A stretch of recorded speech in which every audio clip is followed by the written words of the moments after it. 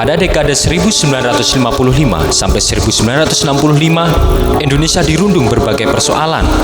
Negara Republik Indonesia yang baru berusia 10 tahun harus menghadapi krisis multidimensi. Ketidakstabilan situasi politik berimbas pada sektor ekonomi dan keamanan dalam tatanan masyarakat. Situasi ekonomi pada dekade tersebut sangat memprihatinkan dan diperburuk dengan merajalelanya hama tikus yang menghancurkan sektor pertanian. Pada dekade tersebut, kondisi masyarakat Indonesia benar-benar terpuruk dan puncaknya terjadi revolusi pada tahun 1965.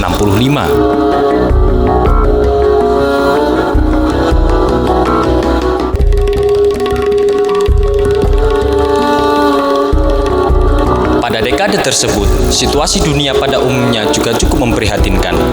Setelah berakhirnya Perang Dunia Kedua, konstelasi kekuatan dunia berfokus pada Blok Barat dan Blok Timur. Blok Timur yang diprakarsai oleh Uni Soviet membentuk Pakta Pertahanan Warsawa untuk mengimbangi Blok Barat yang membentuk Pakta Pertahanan Atlantik Utara atau NATO. Masyarakat dunia diliputi rasa khawatir akan terjadinya kembali perang dunia. Bahkan di sebagian belahan bumi telah terjadi peperangan, di antaranya perang antara India dan Pakistan.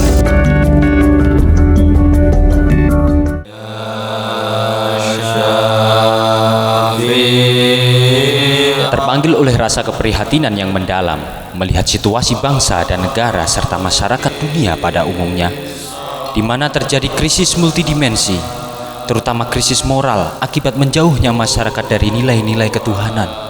Dalam situasi batiniah yang senantiasa bertawajuh kehadirat Allah Subhanahu wa taala wa Rasulihi sallallahu alaihi wasallam. Kemudian Kiai Haji Abdul Majid Ma'ruf sebagai pengasuh Pondok Pesantren Kedunglo, Desa Bandar Lor, Kota Kediri pada tahun 1963 menyusun doa sholawat wahidiyah yang berfaedah untuk menjernihkan hati dan meningkatkan kesadaran kehadirat Tuhan Yang Maha Esa. Dalam upaya memperbaiki dan membangun mental masyarakat, khususnya dengan jalan batiniah, terutama di bidang kesadaran kepada Allah Subhanahu wa taala wa Rasulihi sallallahu alaihi wasallam. Dan khususnya menggali pribadi kita masing-masing. Apa yang terkandung di pribadi? Nikmat apa saja, berguna apa saja. Para hadirin dan hadirat yang kami muliakan, kiranya mesti ingat, inna sam'a wal basara wal fu'ada kullu ulaika kana anhu mas'ula. Sungguh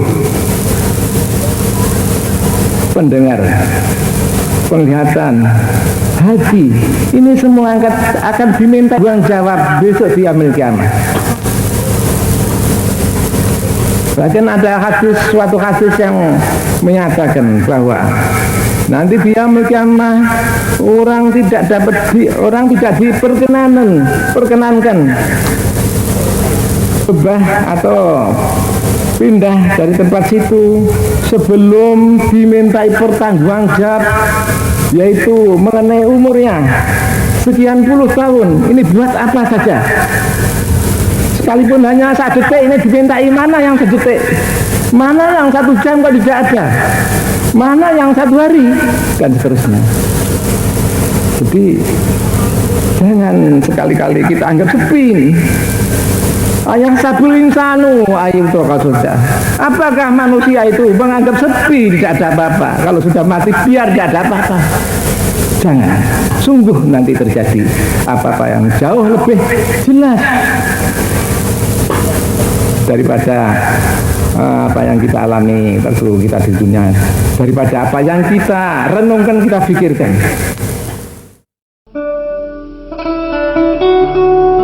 Sholawat wahidiyah beserta ajarannya menghantar masyarakat menuju kepada kesadaran bertuhan, untuk kembali kepada norma-norma ketuhanan, menuju masyarakat yang bahagia, sejahtera, serta selamat di dunia dan akhirat, berbasis pada kesadaran kehadirat Allah Subhanahu wa taala dengan perilaku kehidupan yang sesuai bimbingan Rasulullah Shallallahu alaihi wasallam. Dilandasi oleh rasa peduli serta rasa kemanusiaan sebagai perwujudan rahmatan lil alamin dan kafatan linnas. Sebagaimana yang tercantum dalam Al-Qur'anul Karim surah Saba ayat 28. Dan tiada kami mengutus engkau Muhammad, melainkan untuk umat manusia seluruhnya, sebagai pembawa berita gembira dan sebagai pemberi peringatan.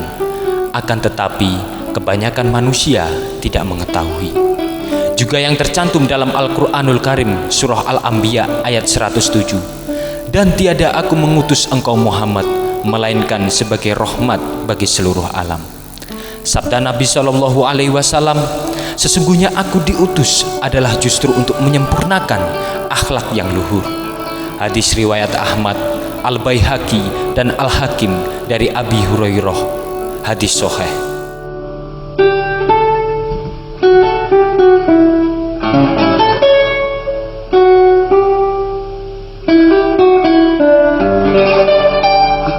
Kemudian pada tanggal 22 Juli 1964, mu'alif sholawat Wahidiyah radhiyallahu an membentuk lembaga khidmah bernama Penyiar Sholawat Wahidiyah, disingkat PSW, yang diberi tugas untuk mengatur kebijaksanaan dan memimpin pelaksanaan serta bertanggung jawab mengenai pengamalan, penyiaran, pembinaan, dan pendidikan Wahidiyah sesuai bimbingan mu'alif sholawat Wahidiyah radhiyallahu an. Visi dan misi Wahidiyah adalah mewujudkan keselamatan, kedamaian, kesejahteraan, dan kebahagiaan hidup lahir batin, material spiritual di dunia dan di akhirat bagi masyarakat umat manusia seluruh dunia dengan upaya lahiriah dan batiniah untuk memperoleh kejernihan hati, ketenangan batin, dan ketentraman jiwa menuju sadar atau makrifat kepada Allah wa Rasulihi sallallahu alaihi wasallam dengan mengamalkan sholawat Wahidiyah dan ajaran Wahidiyah sesuai dengan bimbingan mu'alif sholawat Wahidiyah radhiyallahu an. Sholawat Wahidiyah mendorong terjadinya perubahan mental umat masyarakat dengan jalan batiniah, yaitu dengan rangkaian doa sholawat atau yang umum disebut mujahadah sholawat Wahidiyah. Lembaga Khidmah Penyiar Sholawat Wahidiyah atau PSW di antara tugasnya adalah mengkoordinasi dan mempertanggungjawabkan pelaksanaan mujahadah Wahidiyah di berbagai tingkatan, dari tingkat desa, kecamatan, hingga mujahadah kubro.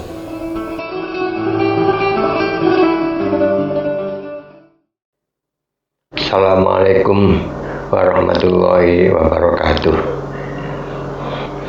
Para pemirsa, kami ingin menjelaskan masalah yang hubungan dengan Wahidiyah. Kami mulai yaitu pada tahun 1959, tepatnya bulan Juli, beberapa hari sebelum dekret Presiden Soekarno tanggal 5 Juli 1969, dekret kembali ke UUD 45. Ini beliau Al-Mukarram Yai Haji Abdul Majid Ma'ruf dari Pondok Gedung Lodiri menerima petunjuk amanah dari Allah SWT agar supaya ikut berjuang memperbaiki mental masyarakat lewat batiniah. Ya, istilah sekarang revolusi mental ya. Pada tahun 1964, sesudah Eka Warsa yang pertama, beliau mu'alif radhiyallahu anhu ini lalu mendirikan lembaga yang disebut Penyiar Sholawat Wahidiyah, organisasi Penyiar Sholawat Wahidiyah. Organisasi ini bukan organisasi politik, tapi organisasi kerja, organisasi khidmah kepada perjuangan Wahidiyah, melayani umat dan masyarakat. Lembaga PSW ini lalu berdiri di mana-mana karena pengamal Wahidiyah dari tahun ke tahun terus bertambah, dari berbagai daerah, dari Jawa Timur, Jawa Tengah, Jawa Barat, DIY, Jakarta sampai ke Lampung, sehingga daerah-daerah itu sudah bisa didirikan lembaga cabang-cabang daripada PSW. Kemudian pada tahun 1985 diadakanlah musyawarah kubro Wahidiyah yang pertama, diikuti dari Jawa Timur, Jawa Tengah, dari DIY, dari Jakarta, dari Lampung, para cabang-cabang PSW dari sana. Kemudian pada tahun 1987 kita baru mendengar ada Undang-Undang Nomor 8 tahun 85 tentang ormas organisasi kemasyarakatan, bahwa semua harus mempunyai anggaran dasar, anggaran rumah tangga yang berdasarkan Pancasila. kita ikuti, lalu kita diutus oleh mu'alif untuk datang ke Jakarta ke Kementerian Dalam Negeri. Di sana dianjurkan supaya segera PSB didaftarkan, karena pada waktu itu belum punya anggaran dasar rumah tangga, maka disusunlah namanya PDPRT. Prosesnya panjang, tapi kita singkat saja. Pedoman dasar pedoman rumah tangga. Akhirnya didaftarkan pada tahun 1987 juga bulan Juli.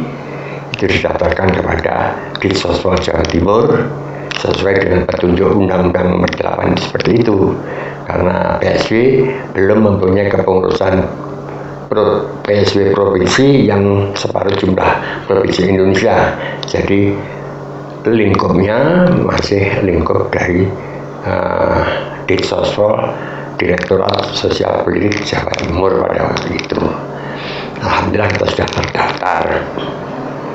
Itulah akhirnya sampai sekarang, karena PSB ini sudah terdaftar sebagai lembaga yang tercatat di Kementerian Dalam Negeri dan juga sudah mempunyai hak sebagai organisasi berbadan hukum.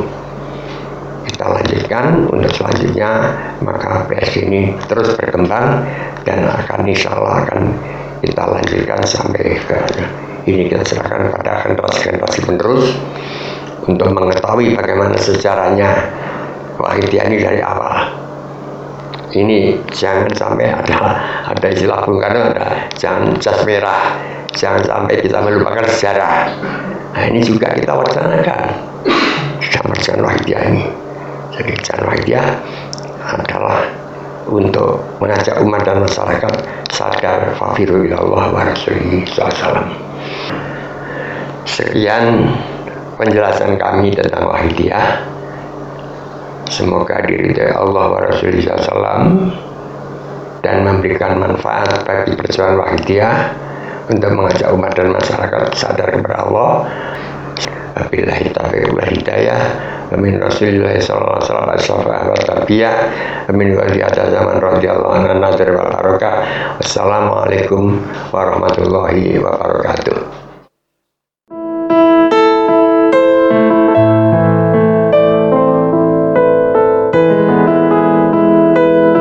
Dalam upaya terbentuknya masyarakat madani yang berpegang teguh pada agama Allah, pengamal sholawat Wahidiyah mencoba berperan secara aktif dengan melaksanakan doa permohonan kehadirat Allah Subhanahu wa Ta'ala demi keselamatan bangsa dan negara dan kemaslahatan umat masyarakat dunia serta jamial alamin pada umumnya melalui mujahadah sholawat Wahidiyah.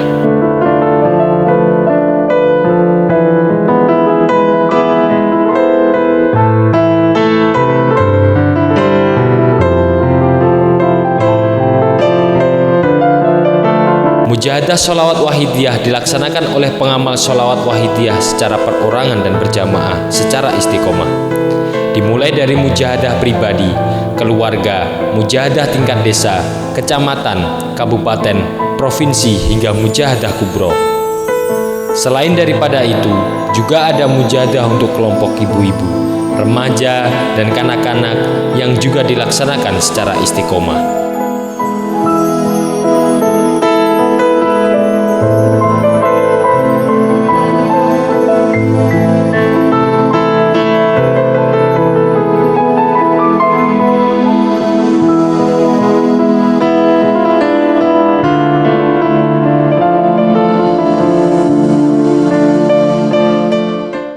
Bahwa keberadaan sholawat Wahidiyah di negara Indonesia ini bukan merupakan suatu faham, Pak, bukan merupakan suatu aliran, bukan merupakan suatu sekte, bukan merupakan suatu kelompok atau golongan-golongan yang notabene yang sekarang berkembang sebagai golongan yang radikal, bukan. Tapi kelompok Wahidiyah ini berbentuk jamaah pengamal sholawat Wahidiyah yang inti kegiatannya memang adalah amalan doa sholawat, yang rangkaian-rangkaian doanya lebih banyak dan terutama difungsikan untuk kepentingan umat, masyarakat, bangsa dan negara, yang sehingga disadari atau tidak, di saat para pengamal sholawat wahidiyah ini melakukan doa atau istilahnya mujadah, oleh beliau mu'alif sholawat wahidiyah telah diangkat derajatnya menjadi orang yang khairun nas anfa'uhum linnas. Sebaik-baik manusia itu ialah manusia yang memberikan nilai manfaat kepada manusia lain, kepada orang lain. Meskipun yang diberikan oleh para pengamal wahidiyah kepada umat, masyarakat, bangsa dan negara ini hanya sebatas dukungan moral berupa doa permohonan kepada Allah Subhanahu wa Ta'ala. Tema yang tertulis di belakang ini bukan hanya sebagai slogan. Yang tertulis berbunyi doa bersama bagi keselamatan bangsa dan negara, bukan hanya sebagai slogan atau hiasan, tapi betul-betul bukti keberadaan sholawat wahidiyah ini memang difungsikan untuk kepentingan umat, masyarakat, bangsa dan negara. Terbukti di dalam rangkaian doa sholawat wahidiyah ada doa yang berbunyi Allahumma barik fima khalaqta wa hadhil baldah ya Allah, yang artinya, ya Allah, berilah berkah kepada makhluk ciptaanmu semua ini, termasuk diri kita, termasuk katanya tadi disampaikan bangsa jin, bangsa yang tidak kelihatan, makhluk yang tampak manusia atau bukan, semua ciptaan Allah dimintakan doa keberkahan melalui pengamalan sholawat wahidiyah. Ya Allah, berilah berkah kepada makhluk ciptaanmu ini dan juga kepada bangsa dan negaraku ini. Allahumma barik fima khalaqta wa hadil baldah ya Allah, baldah negeriku ini, bangsaku ini dimintakan keberkahan barokah. Ini antara lain para hadirin al hadirat tugas dan tanggung jawab yang dilakukan oleh para pengamal sholawat wahidiyah. Di samping itu, di dalam pengamalan sholawat wahidiyah ada doa kerukunan, doa persatuan, doa nilai-nilai kebangsaan yang tadi disampaikan. NKRI adalah harga mati nomor satu. Memang betul, karena kita lahir di negara Indonesia ini harus bersyukur dan harus kita junjung tinggi nilai-nilai negara kesatuan Republik Indonesia. Namun tidak cukup hanya dengan itu, karena persatuan tanpa diusahakan dengan permohonan mustahil akan terwujud. Karena persatuan secara lahir mengumpulkan orang sebanyak ini adalah mudah, tapi bersatunya hati, rukunnya hati dengan nilai-nilai kebangsaan dan nilai-nilai kemanusiaan yang melekat dalam hati kita masing-masing, itulah yang perlu diusahakan dengan doa permohonan kepada Allah Subhanahu wa Ta'ala. Maka dalam wahidiyah pun ada doa, ya Rabbana ghafir yasir iftah wahdina qarib wa alif bainana ya Rabbana. Ya Allah, ya Tuhanku, ampunilah segala dosa-dosa kami umat masyarakat bangsa ini. Yasir dan permudahlah segala urusan umat masyarakat bangsa ini. Iftah dan bukalah pintu-pintu kebaikan umat masyarakat bangsa ini. Wahdina dan berilah petunjuk kepada kami umat masyarakat bangsa ini. Qarib wa alif bainana ya Rabbana, dan akrabkan, persatukan di antara kami umat masyarakat bangsa ini.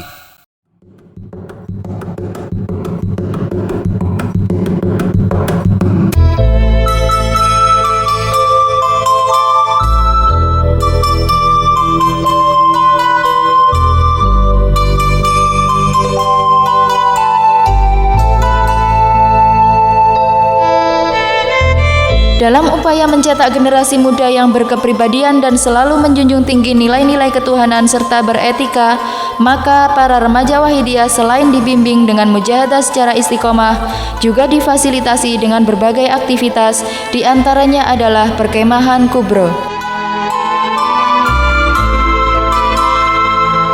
Perkemahan kubro ini diselenggarakan setiap tahun, diperuntukkan untuk remaja dan anak-anak serta terbuka untuk umum, di mana penyelenggaranya adalah penyiar sholawat Wahidiyah Pusat.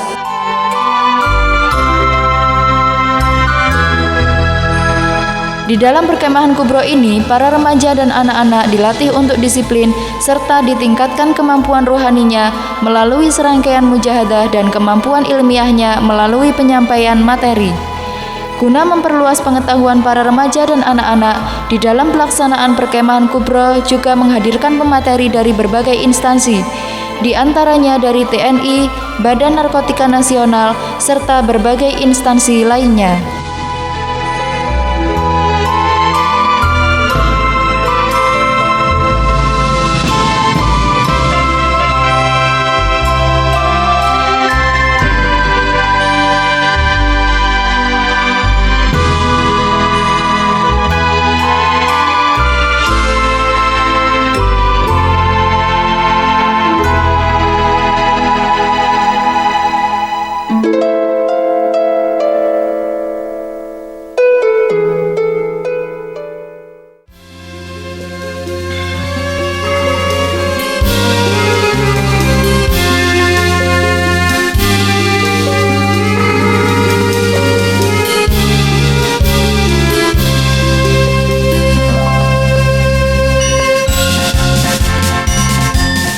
Penyiar sholawat Wahidiyah memiliki satuan tugas atau satgas yang berkewajiban menjaga ketertiban, ketentraman, dan keamanan pada semua acara Wahidiyah dengan selalu berkoordinasi dengan institusi keamanan.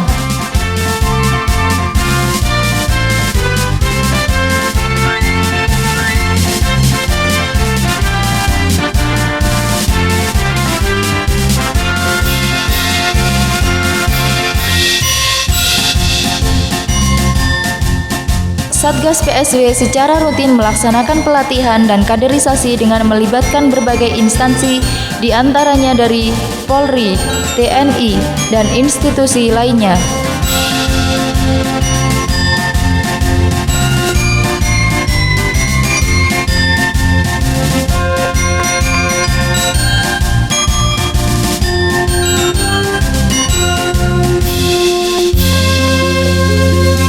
Dalam kaitan aktivitasnya di tengah masyarakat, Satgas PSW kerap melaksanakan bakti sosial untuk terciptanya masyarakat yang peduli terhadap lingkungan.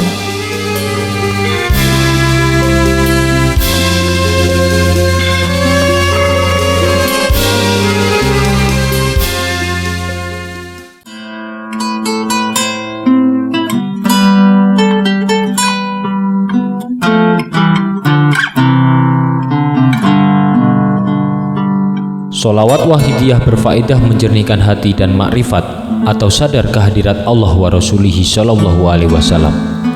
Di dalam perjuangan memperbaiki mental masyarakat dan membangun kesadaran kehadirat Allah wa Rasulihi Shallallahu Alaihi Wasallam, penyiar sholawat Wahidiyah memiliki berbagai aspek pendukung, di antaranya aspek fundamental, karakteristik, manfaat, kelengkapan atau sistemik, dan keutuhan atau holistisitas. Sebagai dasar atau fundamental adalah Al-Quran Surah Al-Ahzab ayat 56. Sesungguhnya Allah dan malaikat-malaikatnya bersolawat untuk Nabi. Hai orang-orang yang beriman, bersolawatlah kamu untuk Nabi dan ucapkanlah salam penghormatan kepadanya. Kemudian hadis riwayat Ibnu Asim dari Anas bin Malik, bersabda Rasulullah Shallallahu Alaihi Wasallam, bacalah kamu sekalian sholawat kepadaku, maka sesungguhnya bacaan sholawat kepadaku itu menjadi penebus dosa dan pembersih bagi kamu sekalian. Dan barang siapa membaca sholawat kepadaku 1 kali, Allah memberi sholawat kepadanya 10 kali. Sholawat Wahidiyah memiliki karakteristik jihadun nafsi, membebaskan diri dari syirik menuju sadar kehadirat Allah Subhanahu wa Ta'ala wa Rasulihi Shallallahu Alaihi Wasallam. konsisten terhadap pembentukan akhlak mulia, peduli terhadap berbagai permasalahan umat, bangsa, dan negara, inklusif atau terbuka secara global, boleh diamalkan oleh siapa saja tanpa pandang bulu, telah diijazahkan secara mutlak oleh mu'alifnya. Manfaat dari mengamalkan sholawat wahidiyah: menjernihkan hati dan meningkatkan daya sadar kehadirat Allah Subhanahu wa Ta'ala wa Rasulih Shallallahu Alaihi Wasallam, kemudahan dalam berbagai keperluan hidup duniawi dan ukhrawi. Dalam pembinaan dan penyiaran sholawat wahidiyah memiliki sistemik atau kelengkapan.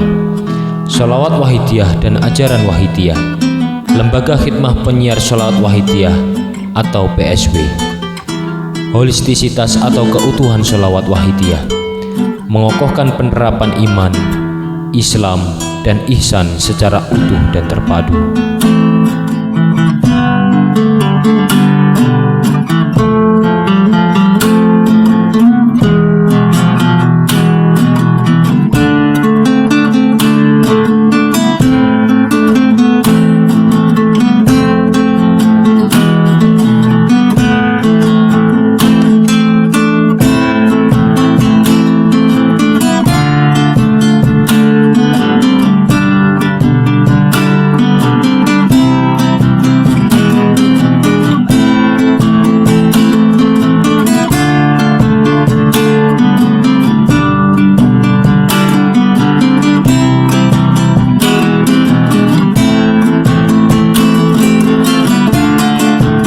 Jalan menuju Allah adalah sebanyak makhluk yang diciptakannya, sedangkan sholawat wahidiyah dan ajarannya adalah salah satunya.